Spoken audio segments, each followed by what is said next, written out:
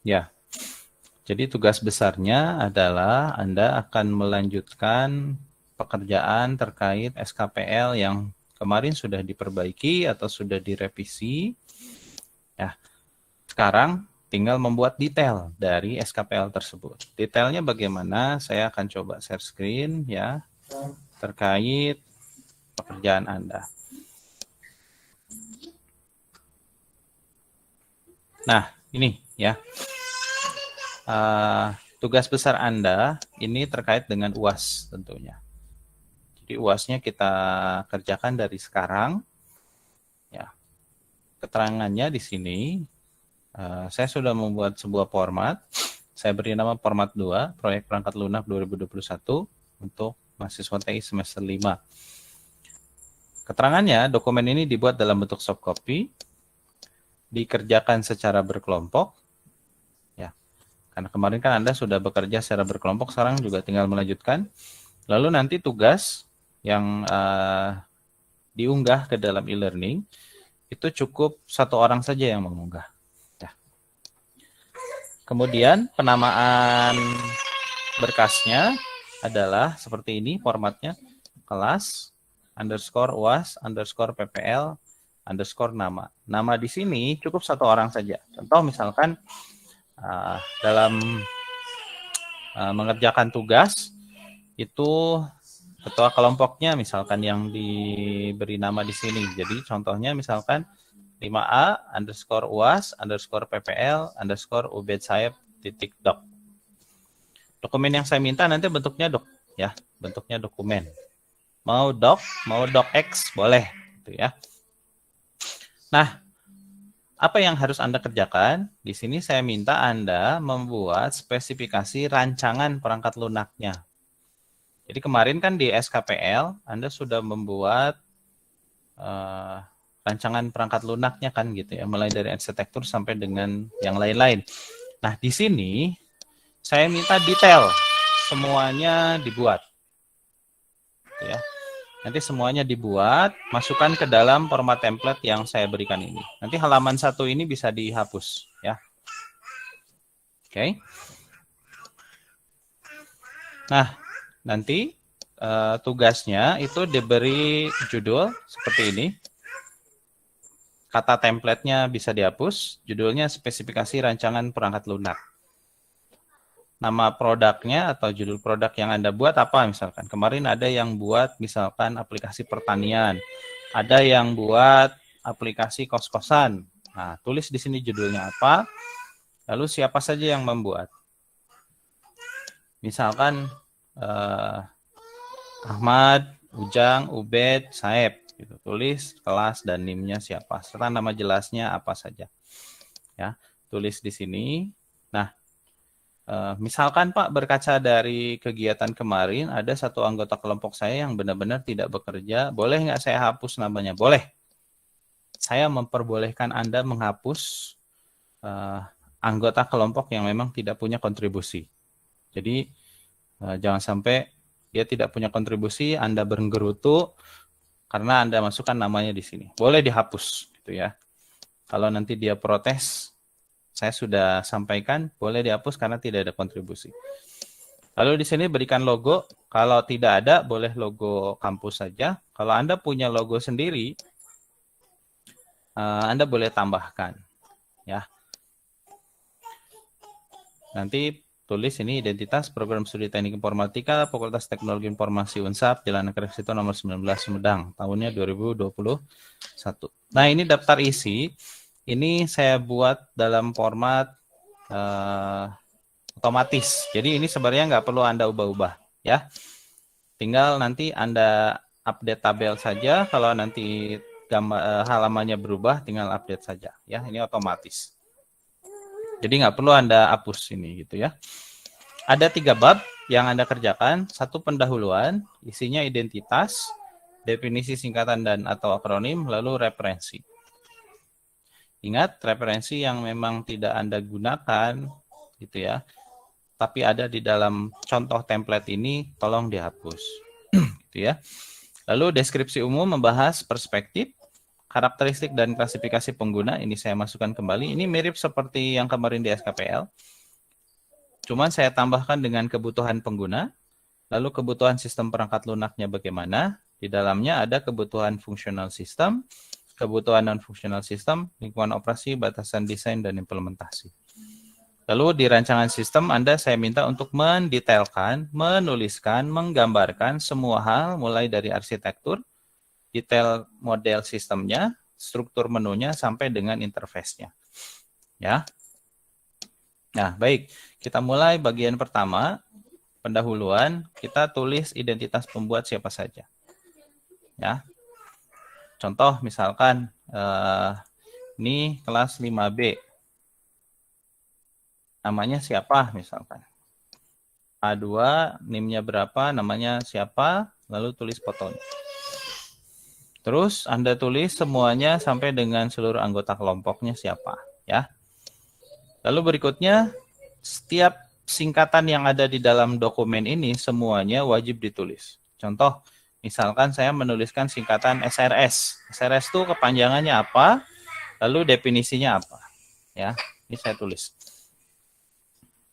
Lalu referensi seperti yang tadi saya sampaikan, referensi boleh berasal dari website, buku, atau jurnal. Saya harapkan Anda membuat dari atau mengambil dari buku dan jurnal.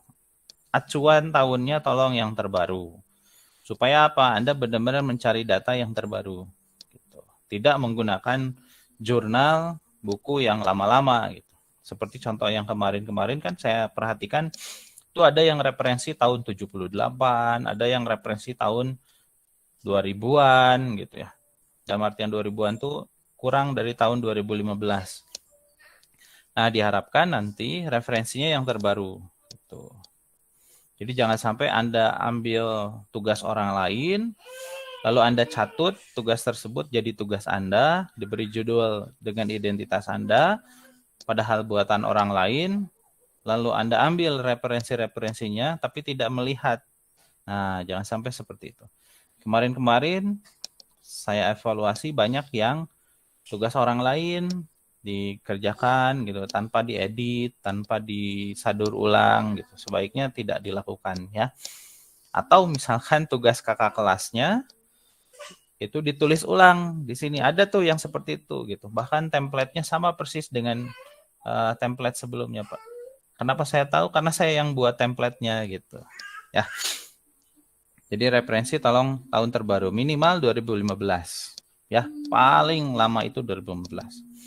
Contoh, saya membuat dokumen ini dari template software engineering dan dari referensi slide-nya Pak Husni. Software requirement, rekayasa dan analisa kebutuhan perangkat lunak.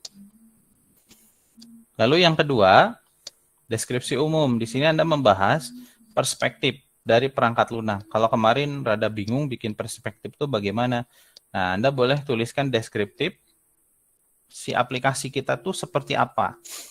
Supaya gampang, saya gabung dengan ruang lingkup. Jadi ruang lingkup perangkat lunaknya seperti apa, Anda beri nama perangkat lunaknya bagaimana, si perangkat lunak ini bisa apa saja, gitu ya, spesifikasinya bagaimana, tulis atau bahas di sudut perspektif. Paling mudah, boleh dibuatkan diagram blok atau diagram arsitektur umum sistem. Jadi mirip seperti Anda tambahkan saja arsitektur sistem. Contohnya di sini.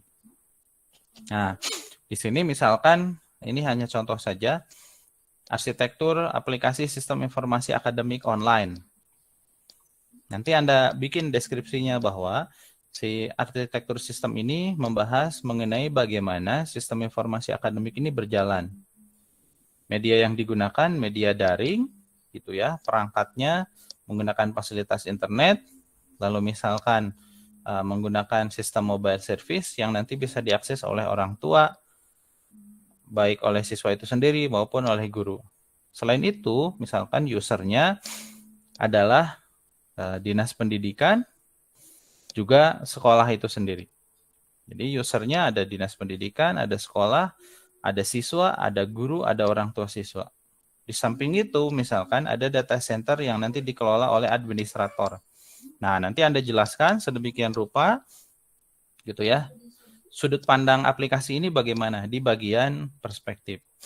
Lalu di bagian 2.2 karakteristik dan klasifikasi pengguna, ini mirip seperti yang kemarin di SKPL. Anda tinggal jelaskan. Contoh tadi di sini, user dari sistem informasi akademik itu siapa saja? Ada administrator, ada dinas pendidikan, ada sekolah, ada guru, ada siswa, pun ada orang tua siswa. Mereka punya karakteristik apa saja? Boleh dijelaskan di sini. Ya. Jadi sudut pandangnya jangan sampai hanya dilihat dari sudut pandang pengguna saja. Pengguna di sini tuh jangan sampai user akhir saja, tapi administrator juga ada. Administrator ada levelnya lagi, tidak ada super admin, misalkan ada admin, itu boleh dijabarkan, ya. Dan karakteristik mereka bagaimana saja. Sehingga di sini bisa membedakan mana user yang satu dengan mana user yang lain. Contoh kan di sini ada orang tua, ada siswa, beda kan keperluannya antara orang tua dan siswa. Siswa mungkin dia bisa mengakses informasi akademik ini full.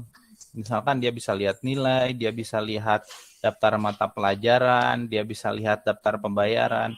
Tapi kalau orang tua misalkan dia hanya bisa melihat laporan. Oh, laporan pembelajaran siswa itu seperti apa anaknya.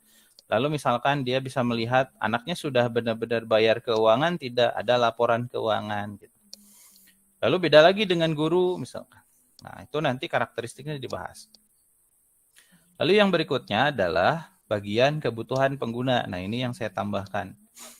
Di kebutuhan pengguna ini, Anda nanti bahas sebenarnya apa saja sih yang dibutuhkan oleh pengguna atau user terkait aplikasi yang mau Anda buat tersebut. Anda kan sudah bikin nih SKPL-nya. Ini saya sebenarnya tambahkan satu bagian untuk analisis sistem. Jadi di sini kita bisa bahas apa sih fungsi yang diinginkan dalam perangkat lunak. Contoh kita berbicara sistem informasi akademik. Berarti fungsinya adalah bisa mengkondisikan seluruh aktivitas yang terkait dengan informasi akademik di suatu sekolah. Kaitannya siapa saja yang nanti butuh informasi tersebut. Oh, berarti sivitas yang ada di sekolah, kepala sekolah, guru, tata usaha, kemudian muridnya itu sendiri, lalu ada orang tua. Lalu laporan ini mau diteruskan kemana? Misalkan, oh diberikan ke dinas pendidikan, gitu. Atau misalkan diberikan juga laporan ke yayasan kalau yang sekolahnya swasta, gitu, di bawah naungan yayasan. Nah, itu boleh dibahas di sini. Lalu aktivitas apa saja ya sih yang diharapkan jika sistem ini ada? Anda boleh tuh gambarkan. Perlakuan sistemnya nanti akan bagaimana? Bisa digambarkan dengan mudah menggunakan flowchart. Ya. Lalu ada hal-hal lain tidak yang harus dijabarkan terkait kebutuhan pengguna. Nah, itu nanti boleh ditulis di sini. Jadi kebutuhan pengguna di sini lebih ke bagaimana Anda menganalisis sebenarnya sistem yang mau dibuat tuh bagaimana gitu. Ya, saya reverse sedikit isi dari bagian ini. Nah, untuk mengisi bagian yang pertama ini, alias yang pendahuluan, perspektif, lalu karakteristik dan klasifikasi kebutuhan pengguna, saya sarankan Anda nanti berkomunikasi langsung dengan pengguna. Jadi terjun ke lapangan nih, tuh. Mau wawancara, mau kuesioner, atau Anda boleh study literatur gitu. Cari dari referensi-referensi tersebut, baik dari jurnal, dari buku. Oh, bahwa sistem yang mau saya buat tuh kebanyakan seperti ini, seperti ini, seperti ini. Nah, itu nanti Anda tulis tuh gitu. Ya, Anda lakukan hal-hal tersebut. Ya. Lalu supaya Anda ada gambaran secara utuh bagaimana sih sistem ini sebenarnya dibuat. Jadi tidak ngawang-ngawang, tidak menghayal. Saya ingin sistem yang begini, tapi di lapangan tidak seperti itu. Seperti contohnya pada saat pembahasan SKPL kemarin kan saya melakukan pertanyaan-pertanyaan, banyak yang sedikit bingung dengan pertanyaan yang saya berikan. Ternyata ketika saya telisik, memang secara utuh belum tahu sistem ini akan berjalan bagaimana. Jadi sederhananya, di bagian yang pertama ini, itu Anda harus tahu persis. Ini nih bagian ini, aktivitas atau perlakuan sistem. Gitu. Ya. Contoh, kenapa e-learning ada? Oh, e-learning memfasilitasi bagaimana proses pembelajaran. Gitu. Komponen e-learning itu siapa saja? Sama seperti belajar di kelas. Gitu. Saat sekarang kita lagi belajar, tapi prosesnya daring lewat fasilitas e-learning. Ditambah dengan fasilitas Google Meet.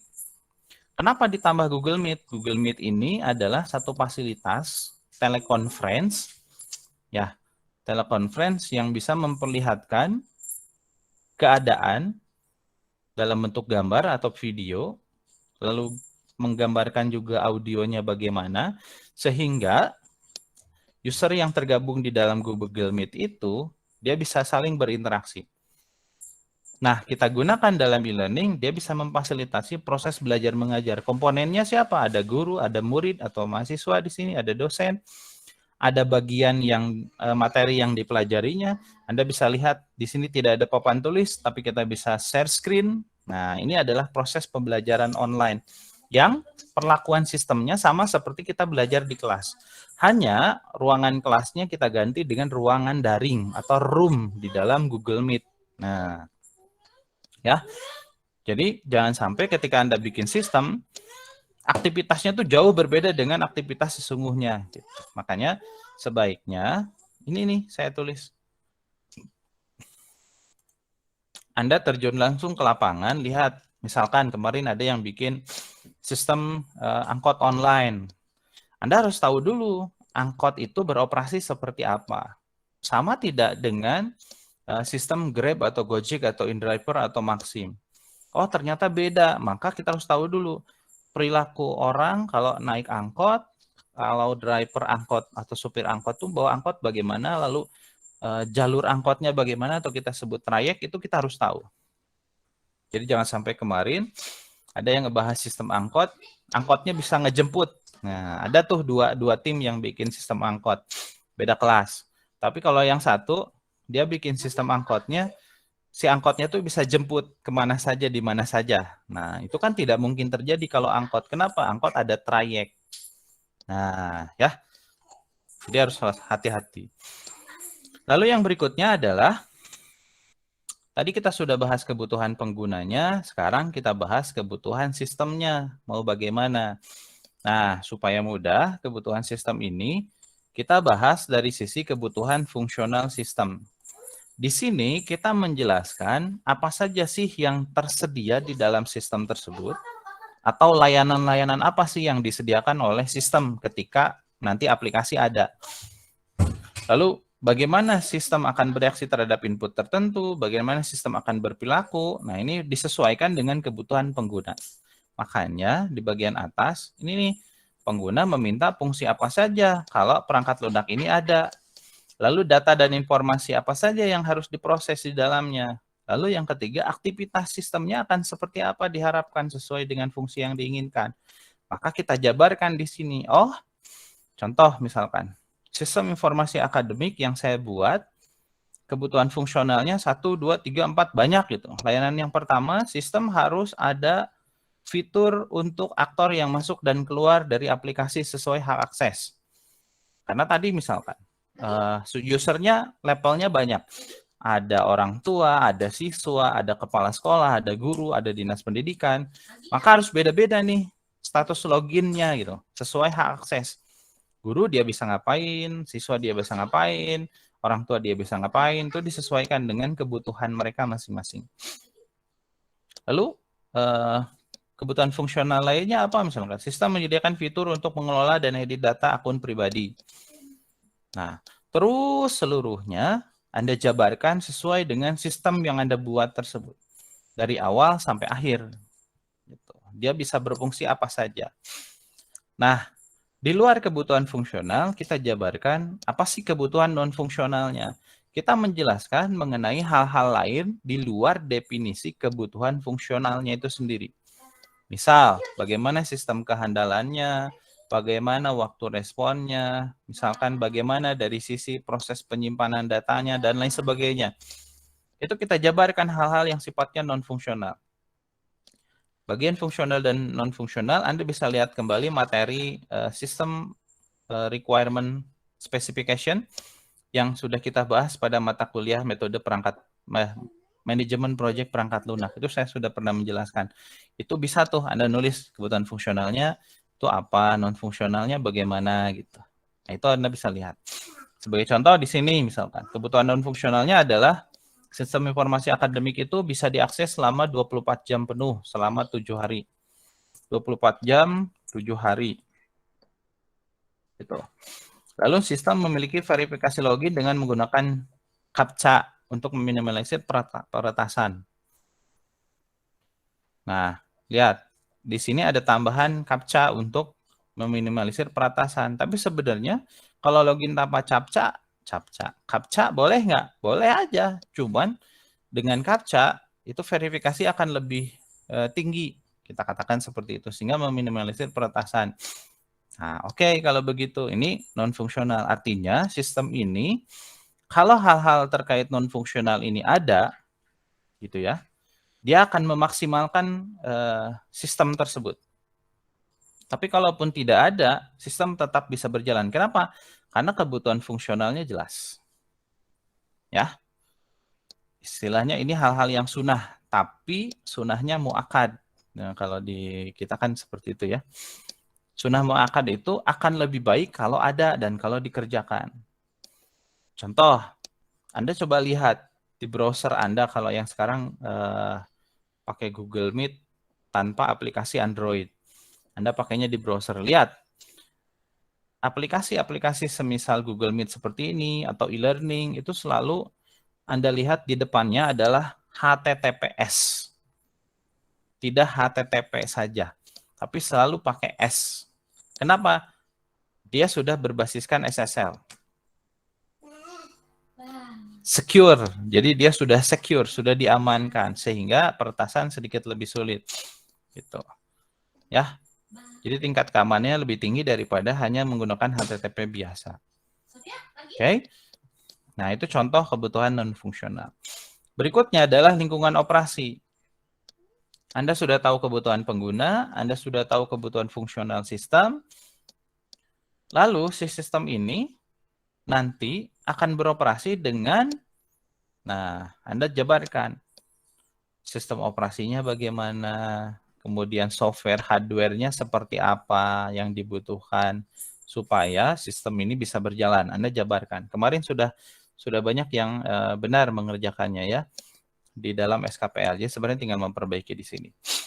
Lalu yang keempat atau 2.4.4 batasan desain dan implementasi. Jadi di sini Anda gambarkan hal-hal terkait bagaimana sih batasan desain dan implementasi dari sistem tersebut. Dari sisi kebijakan misalkan, oh sistem informasi akademik ini hanya bisa berjalan untuk kepentingan sivitas akademika di suatu sekolah tertentu. Hanya bisa diakses oleh intern sivitas akademika. Artinya tidak bisa diakses oleh orang lain. Kalaupun bisa diakses orang lain, sistem di dalamnya itu tidak bisa digunakan karena dia harus login misalkan. Lalu apalagi batasan desainnya misalkan. Sistem dibuat dengan bahasa pemrograman tertentu misalkan, tapi dengan platform yang bagaimana dan lain sebagainya. Itu Anda bahas di sini, ya. Lalu dari sisi keamanan datanya misalkan dia bagaimana. Ya, itu dibahas di bagian 2.4.4. Lalu bagian yang paling terakhir adalah rancangan sistemnya itu sendiri.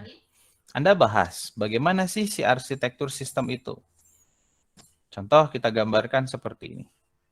Arsitektur sistem informasi akademik itu begini, Anda gambarkan, lalu Anda beri penjelasan. Lalu, berdasarkan arsitektur tadi, Anda gambarkan pemodelan sistemnya sebenarnya bagaimana. Boleh membuat DFD, boleh membuat UML. Terserah, senangnya mau UML, base, boleh. Mau DFD base, boleh. Nah, nanti si gambar tersebut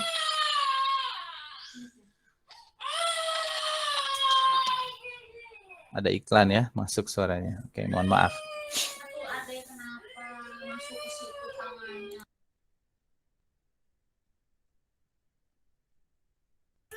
Nah, nanti DFD-nya jangan hanya sekedar menggambarkan diagram konteks saja atau diagram level 0, tapi gambarkan sampai level detail. DFD level 1-nya, DFD level 2-nya Anda gambarkan. Atau kalau pakai UML, jangan hanya membuat use case saja. Atau kalau kemarin ada tuh yang menggambarkan sekuen, tapi use case-nya nggak ada, activity diagramnya tidak ada.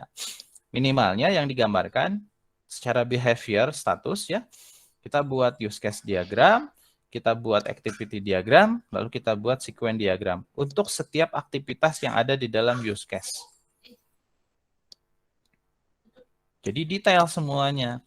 Nah, dari detail activity dan sekuen, nanti Anda gambarkan bagaimana struktur menu. Ini akan terkait dengan kebutuhan fungsional sistem yang di bagian atas.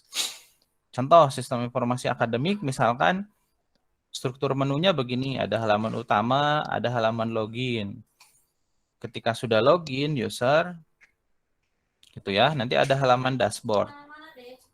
Ada halaman absensi, ada halaman laporan, ada halaman about us, ada halaman logout.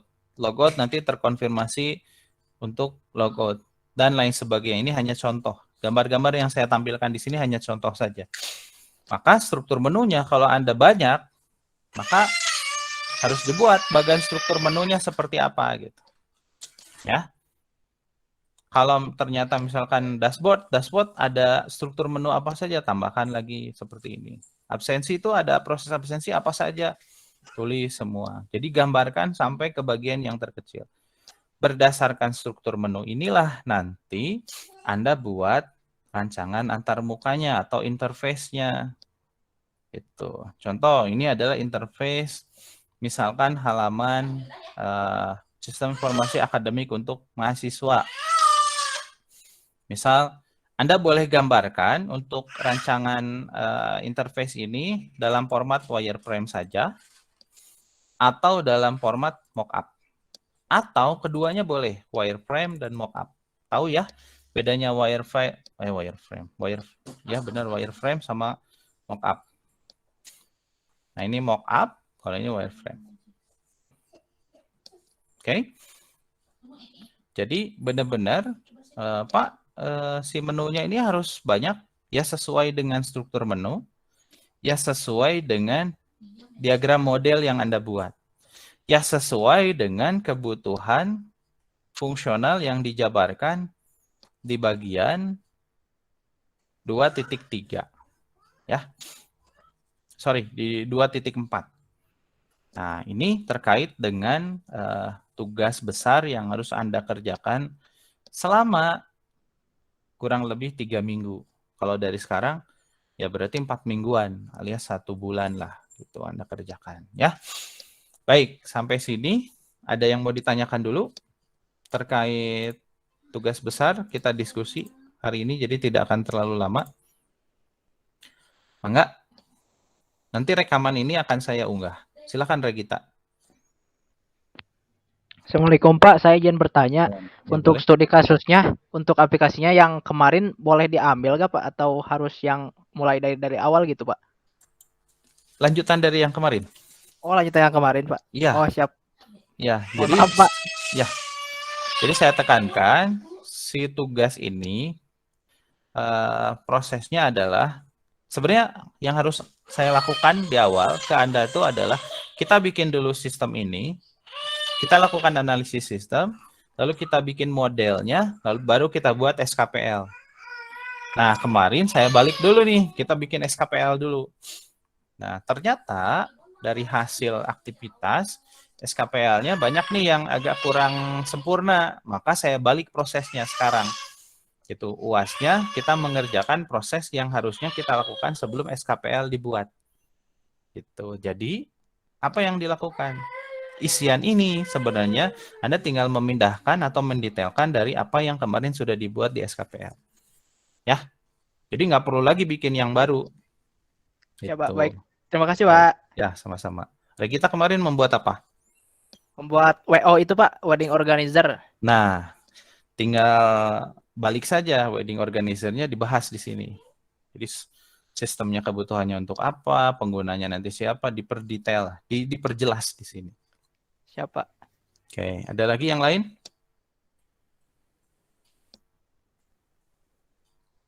Jadi selepas ini nanti hari Selasa pagi 10:30 sampai jam 1 kita tidak akan ada lagi pertemuan, ya. Jadi hari ini adalah pertemuan terakhir, jadi saya hanya cukup membahas dokumentasi ini.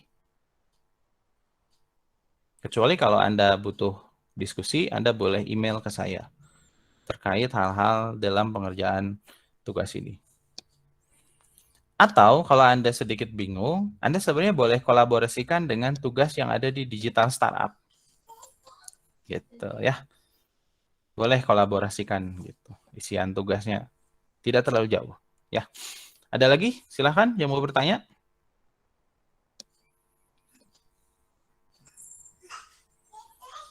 Terbayang kira-kira tugas yang harus dilakukan? Terbayang, Pak. Baik. Yang lainnya atau kelompok lainnya, silakan. Minimal hari ini ada perwakilan kelompok yang paham mengenai tugas ini. Kalaupun nanti agak kebingungan, rekamannya nanti insya Allah saya bagikan. Gitu ya. Silakan Zian. Pak, kan misalkan kita ambil referensi dari website. Contoh kan kita yang kelompok berapa sih kita? Kelompok 2 kan kita ambilnya tentang reservasi hotel.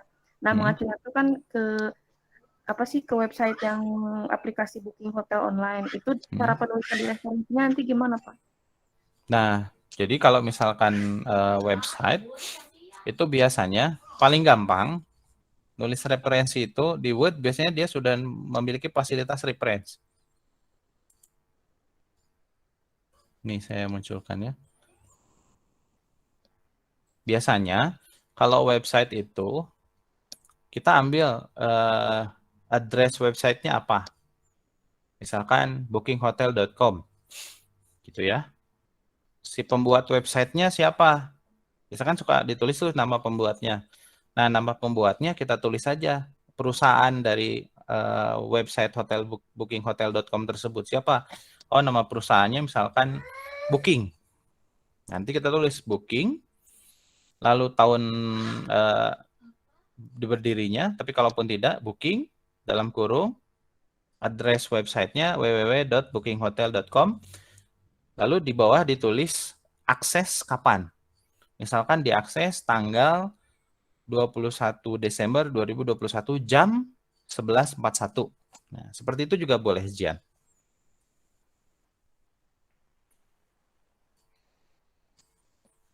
Baik, ada lagi?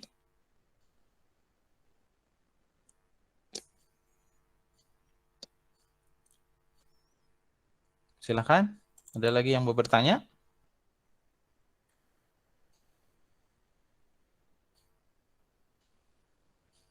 Bagaimana, cukup? Insya Allah cukup, Pak. Ya. Baik, kalau cukup dan tidak ada lagi yang bertanya, saya ucapkan terima kasih banyak ya untuk pertemuan kita selama kurang lebih 1 semester kurang ini. Mudah-mudahan banyak manfaat yang Anda bisa dapatkan, gitu ya. Selebihnya silakan belajar lebih banyak lagi, gitu ya. Jangan hanya terpaku pada apa yang saya sampaikan di kelas. Referensi-referensi yang saya sampaikan itu silakan Anda baca sendiri, Anda cari sendiri sehingga wawasan Anda jadi lebih luas, ya. Segala kekurangan yang saya berikan selama mengajar mohon dimaafkan. Dan mudah-mudahan seluruh progres bisa Anda selesaikan. Insya Allah saya targetkan sebelum UAS selesai nilai sudah keluar ya, sehingga Anda bisa tahu saya lulus, kemungkinan lulus besar atau tidak, gitu ya. Insya Allah secepatnya saya coba untuk munculkan di e-learning, atau kalaupun tidak nanti rincian dari seluruh penilaian atau penugasan yang sudah dilakukan itu akan saya sampaikan di e-learning, sehingga kalaupun misalkan Anda ada yang belum beres dari sisi registrasi, Anda tetap masih bisa tahu, oh nilai saya berapa, ya. Baik, terima kasih banyak untuk hari ini. Saya cukupkan sekian. Mudah-mudahan Anda sehat selalu dan tetap fokus untuk kuliah di semester sekarang bisa selesai dan berlanjut di semester berikutnya. Sampai bertemu lagi, insya Allah di semester depan. Kalau kita masih bertemu di kelas, kalaupun tidak, kita masih bertemu di kampus ataupun di dunia maya. Ya. Dan mohon diingat kembali dalam perjanjian perkuliahan kita nanti ketika nilai sudah keluar dari sistem itu tidak ada komplain kecuali kalau ada kesalahan di dalam penulisan nilai. Gitu. Ya, itu saja. Terima kasih banyak. Saya akhiri. Assalamualaikum warahmatullahi wabarakatuh. Waalaikumsalam warahmatullahi wabarakatuh. Waalaikumsalam warahmatullahi wabarakatuh.